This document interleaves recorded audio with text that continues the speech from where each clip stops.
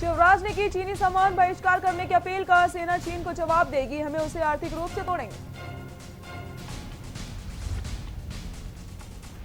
लगातार बढ़ रहे कोरोना के केस, मध्य प्रदेश में कोरोना वायरस के 156 नए मामले, अब तक 11,582 लोग हुए संक्रमित। आप देख रहे हैं के न्यूज, खबरों का सारथी। एमपी के रीवा के फरेदा गांव में शुक्रवार को शहीद दीपक सिंह का अंतिम संस्कार हुआ। हजारों लोगों की भीड़ के बीच मुख्यमंत्री शिवराज सिंह चौहान भी शहीद की अंतिम यात्रा में शामिल हुए और उनकी अर्थी को कंधा दिया। दीपक के सैनिक भाई ने मुख अग्नि देने से ठीक पहले जय हिंद सर कहा तो लोगों की आंखों में से आंसू निकल पड़े। देखिए हमारी खास रिपोर्ट।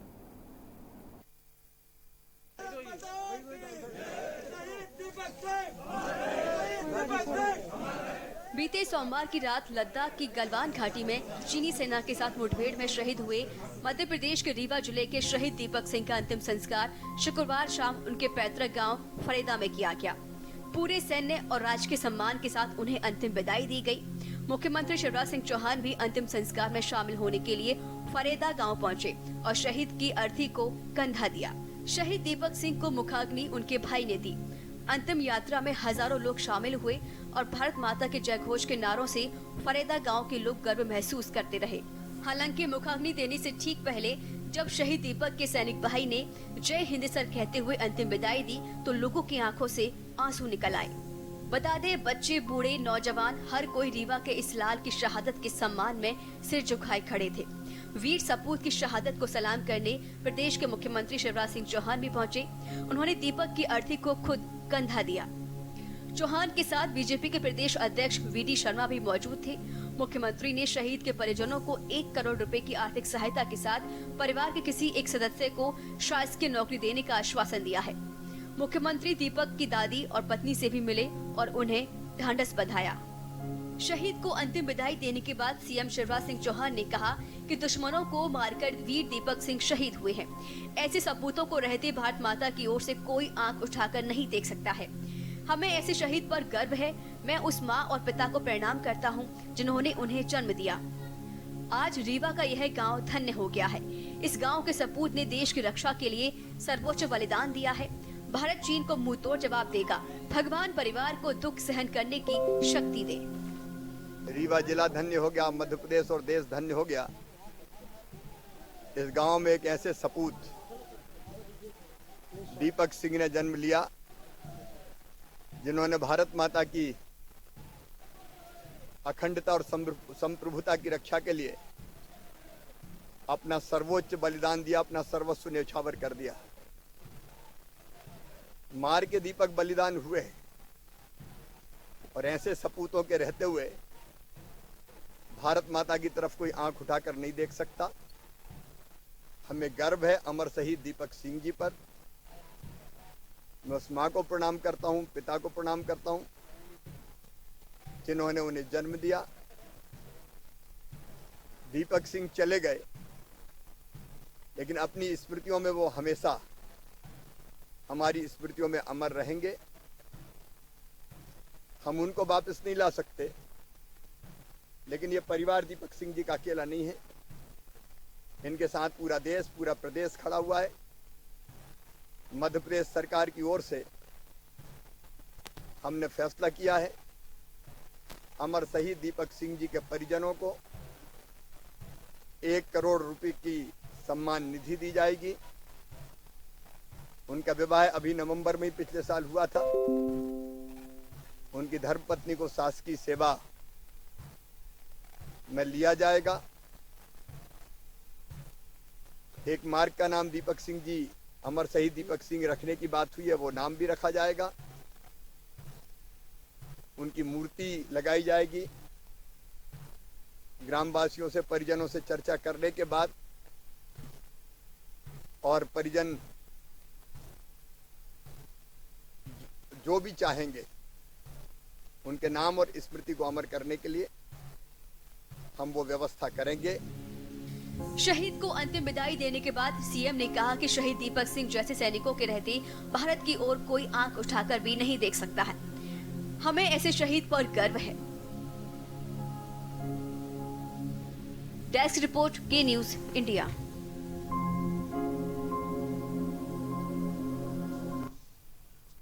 मध्य प्रदेश से राजा और महाराजा दोनों ही राज्यसभा में पहुंच गए। शुक्रवार को हुए राज्यसभा की 3 सीटों में चुनाव में भाजपा ने 2 सीटों पर अपना कब्जा बनाए रखने में सफल रही है। वहीं कांग्रेस को 1 सीट से ही संतोष करना पड़ा। देखिए हमारी खास रिपोर्ट।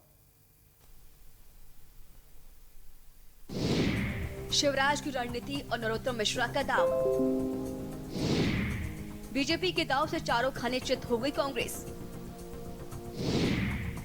एमपी में राज्यसभा की 3 सीटों के लिए हुई वोटिंग। बीजेपी को 2 और कांग्रेस का 1 सीट पर कब्जा। एसपी बीएसपी विधायकों ने दिया बीजेपी को वोट। राजा और महाराजा दोनों पहुंचे राज्यसभा। राज्यसभा चुनाव के लिए वोटिंग खत्म होने के साथ बीजेपी ने एक बार फिर से कांग्रेस को चारों खाने चित कर दिया है। प्रदेश में अपनी बहुमत की सरकार गंवाने के बाद कांग्रेस राज्यसभा चुनावों को बदला लेने के पहले अवसर के रूप में देख रही थी, इसलिए उसने प्रदेश की तीसरी सीट पर जीत का मंसूबा बांध रखा था।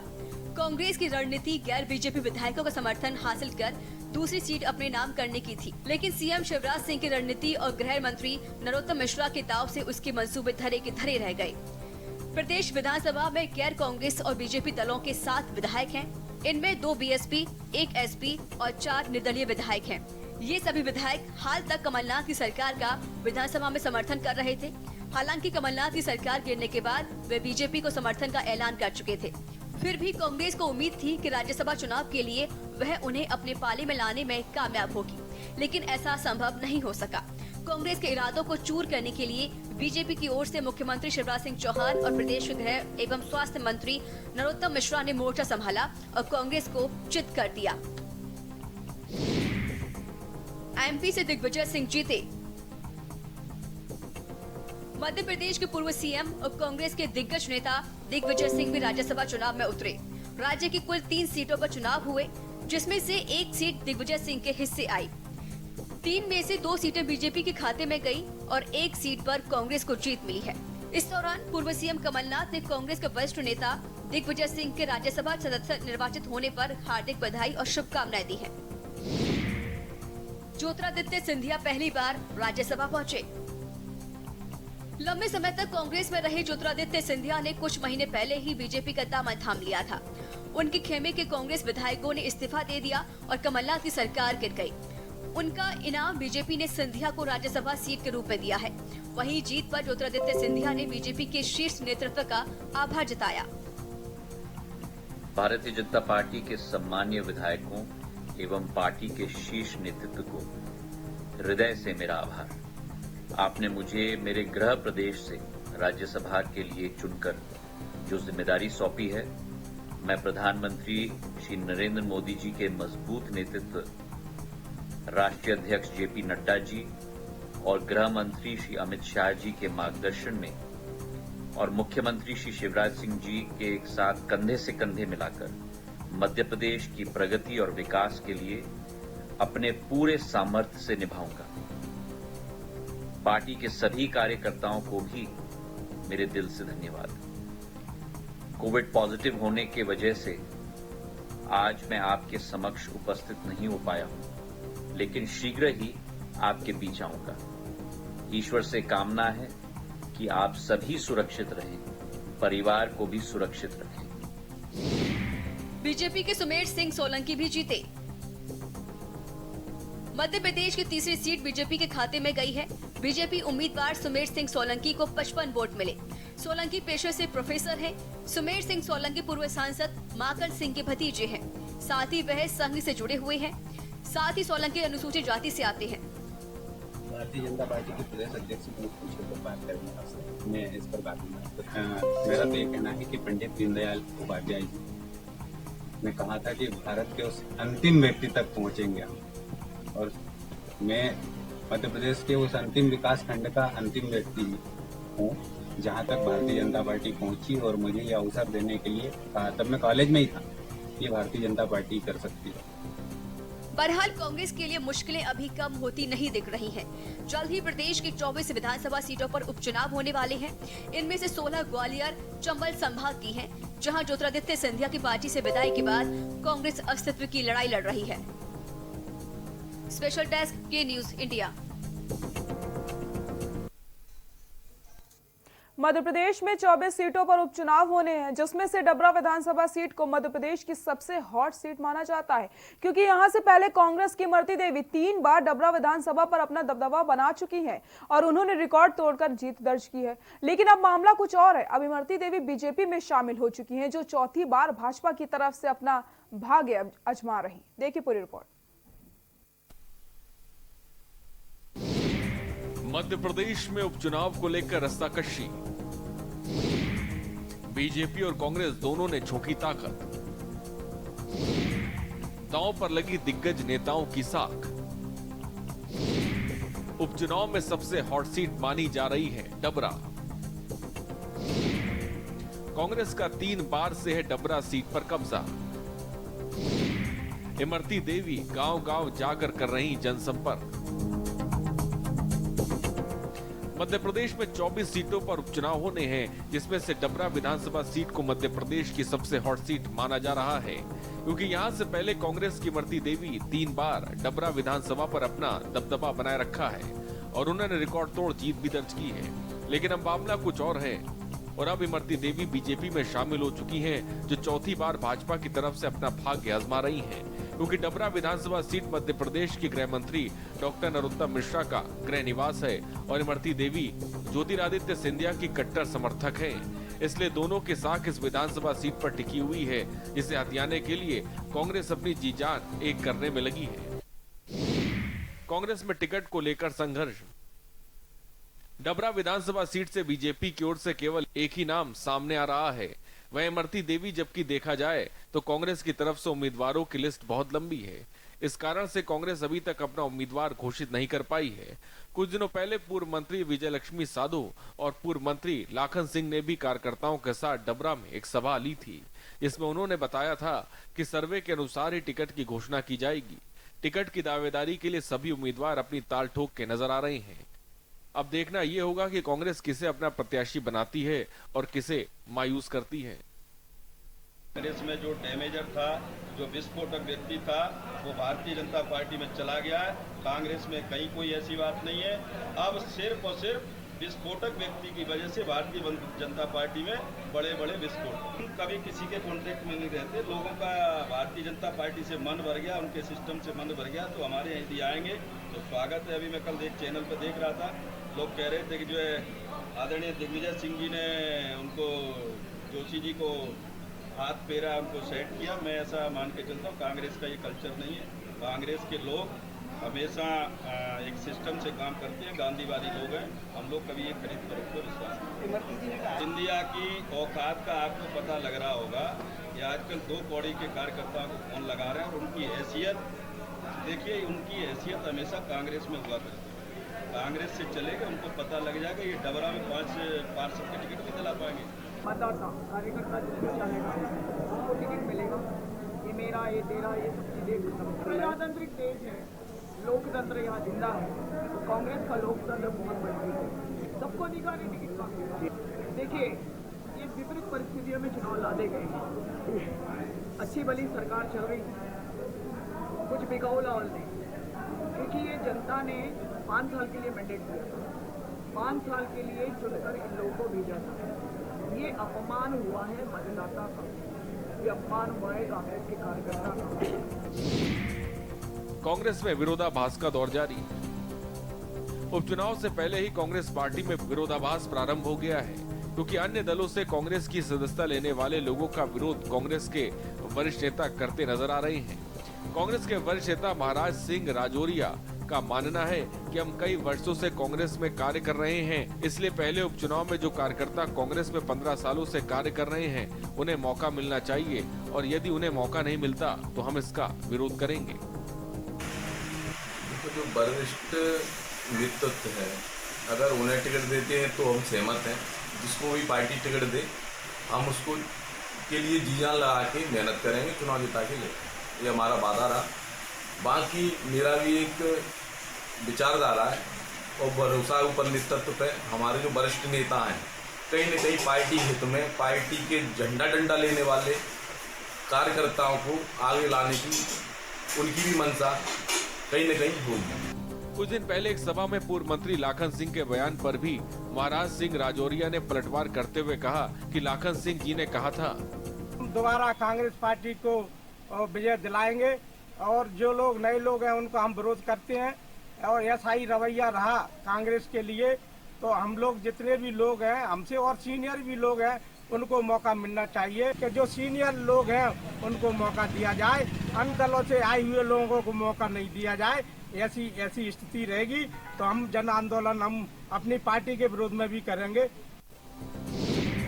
बीजेपी उपचुनाव को जीतने में लगा रही जोर। भाजपा ने अपना उम्मीदवार इमरती देवी को घोषित कर दिया है। इमरती देवी हर रोज गांव-गांव जाकर जनसंपर्क कर रही हैं। उनके साथ भाजपा के कई वरिष्ठ नेता भी सभा में सम्मिलित हो रहे हैं। इससे ये अनुमान लगाया जा सकता है कि भाजपा की ये एकजुटता कहीं न कहीं कांग्रेस पर भारी पड़ जाए। अब देखना होगा कि क्या कांग्रेस अपने वरिष्ठ कार्यकर्ताओं को मौका देगी जिन्होंने अभी कांग्रेस ज्वाइन की है, उन पर अपना दांव आजमाएगी या बीजेपी की चमकेगी किस्मत। डबरा से के न्यूज इंडिया के लिए राजेश कुमार सोनी की रिपोर्ट।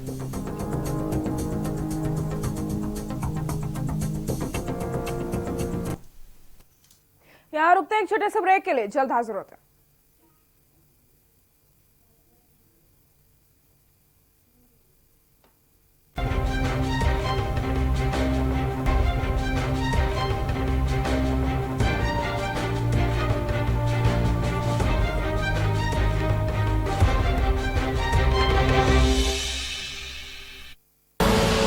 आप देख रहे हैं के न्यूज, खबरों का सारथी। Mount Litra Z School, Unnao, #1 in academics, #1 in sports, best teachers, best result, smart classroom, best transport facility, world class infrastructure के साथ Mount Litra Z School, Unnao। Corona संकट के पल पल की अपडेट आप तक पहुंचा रहे हैं 100 कोरोना योद्धा। भरत सेठी, सारिका गुप्ता, अभिनव माथुर, मधुर मोहन दुबे, सनी कुमार, सोनू खान, दीप गुप्ता, अनिल मीना, वेदेंद्र प्रताप शर्मा, कुलदीप बोस थी, दरवेंद्र सिंह चौहान, जिंद्र चौहान, रजनीश त्रिपाठी, सबसे बड़ी महामारी, सबसे बड़ी कवरेज। आप देख रहे हैं के न्यूज, खबरों का साथ।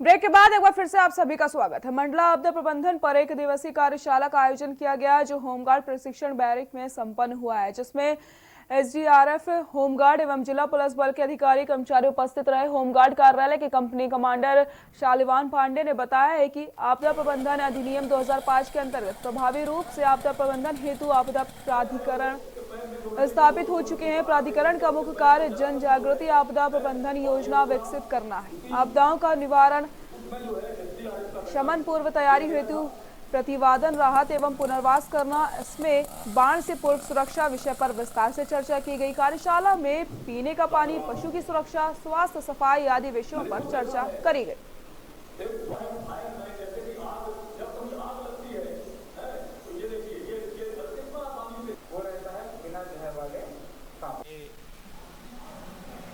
होमगार्ड्स मध्य प्रदेश के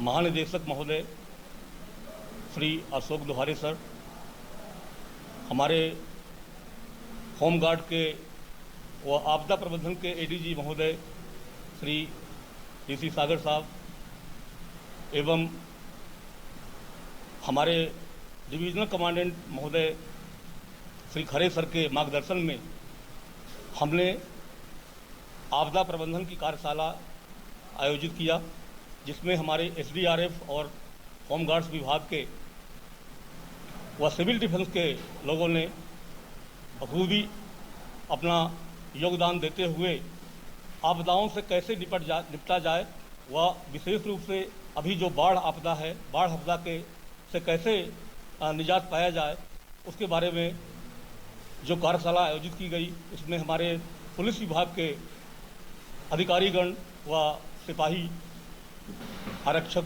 स्तर के से लेकर के टीआई स्तर तक के लोग रहे। झड़प में शहीद हुए भारतीय सेना के जवान दीपक सिंह का मध्य प्रदेश के रीवा जिले के उनके पैतृक गांव फरेंदा में पूरे राजकीय सम्मान के साथ इससे पूर्व शुक्रवार की सुबह शहीद का शव गांव पहुंचने के बाद उनके पैतृक आवास पर अंतिम दर्शन के लिए रखा गया था। उनके शव यात्रा के दौरान बड़ी संख्या में ग्रामीण मौजूद थे, जो लगातार दीपक भैया अमर रहे, जब तक सूरज चांद रहेगा दीपक तेरा नाम रहेगा। वहीं अंतिम संस्कार में मुख्यमंत्री शिवराज सिंह चौहान ने रीवा के ग्राम फरेंदा पहुंचे और अमर शहीद जवान दीपक सिंह के अंतिम संस्कार में शामिल हुए शहीद जवान को कंधा देकर आखिरी विदाई दी।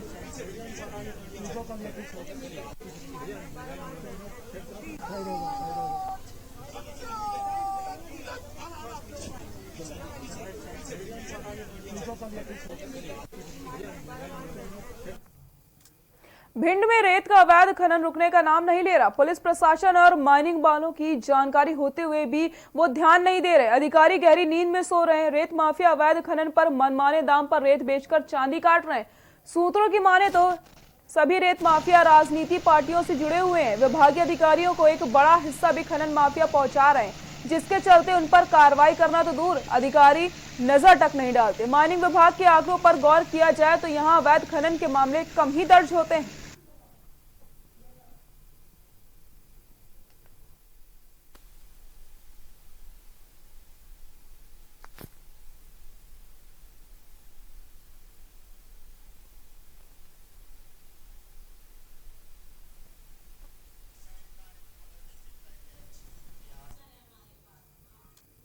गलवान घाटी में चीन और भारतीय सैनिकों के हिंसक झड़प में पूर्वी लद्दाख में LAC पर वायुसेना को अलर्ट पर रखा गया है। भारतीय वायुसेना के विमान लगातार सीमा की चौकसी कर रहे हैं। लद्दाख में कई लड़ाकू विमानों को तैनात कर दिया गया है। अब चीन को उसी की भाषा में जवाब देने के लिए थल सेना के बाद वायुसेना ने भी कमर कस ली है। देखिए खास रिपोर्ट।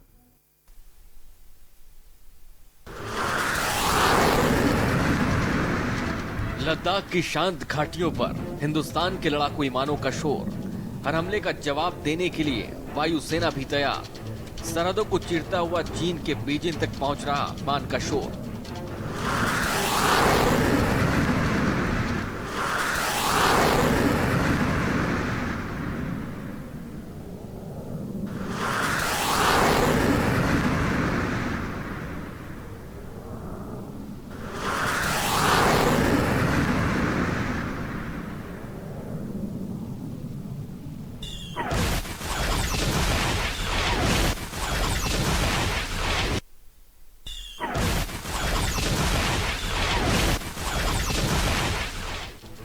LAC पर तनाव के बीच थल सेना के बाद अब वायुसेना ने भी कमर कस ली है। वायुसेना ने अग्रिम पंक्ति के लड़ाकू विमानों को भी फॉरवर्ड एरिया में तैयार रखा है। चीन की नापाक हरकतों को जवाब देने के लिए थल से नभ तक और आर्मी और वायुसेना पूरी तरह से मुस्तैद है। शीर्ष अधिकारियों की माने तो चीन के हलचल पर दोनों ही सेनाओं के मध्य कमान की पैनी नजर है। वायुसेना ने चीन से लगे सभी अग्रिम मोर्चे पर हाई अलर्ट के साथ अपने लड़ाकू विमानों और हेलीकॉप्टर की तैनाती बढ़ा दी है। इसमें वायुसेना के सबसे आधुनिक लड़ाकू जेट सुखोई, जैगुआर में विमान के साथ अपाचे और चिनूक हेलीकॉप्टर को भी लेह लद्दाख के इलाके में तैनात किया गया है। गलवान की घटना के अगले दिन ही वायुसेना अध्यक्ष air chief marshal RKS Bhadauria ने 2 दिनों के लिए लेह एयरफोर्स बेस पहुंचकर अग्रिम मोर्चे पर सुरक्षा चुनौतियों की समीक्षा की। सेना की अग्रिम मोर्चे पर बड़ी तैनाती के बाद वायुसेना की भी हाई अलर्ट से साफ है कि गलवान की घटना को लेकर चीन से गहराया तनाव का समाधान निकालने के लिए भारत किसी सूरत में अब नरमी दिखाने को तैयार नहीं है।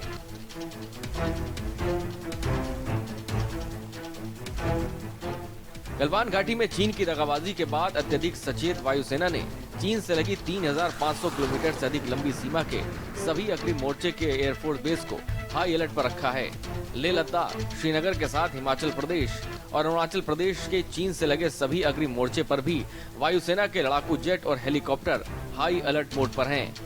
LAC के करीब लेह लद्दाख के अग्रिम मोर्चे पर भारतीय वायुसेना के लड़ाकू विमानों ने शुक्रवार को कई उड़ानें भी भरी।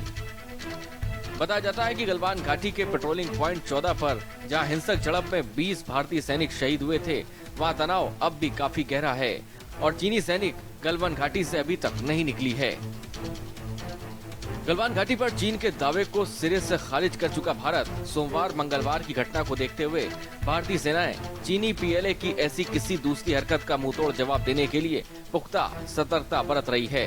इसके मद्देनजर ही अरुणाचल प्रदेश और सिक्किम और असम में वायुसेना ने अपनी अग्रिम एयरबेसों पर अतिरिक्त लड़ाकू साजो सामान पहुंचा दिया है। घाटी की घटना के बाद चीनी दुस्साहस को लेकर भारतीय सेनाओं का रुख अब कठोर हो गया है, क्योंकि पीएलए ने भारतीय सैनिकों के साथ नियम कायदों से इतर जाकर बर्बर हिंसा की। सरकार और सेना के नेतृत्व से भी तीनों सेनाओं को चीन को उसके ही अंदाज में जवाब देने का स्पष्ट निर्देश भी दिया गया है। डेस्क रिपोर्ट, के न्यूज इंडिया।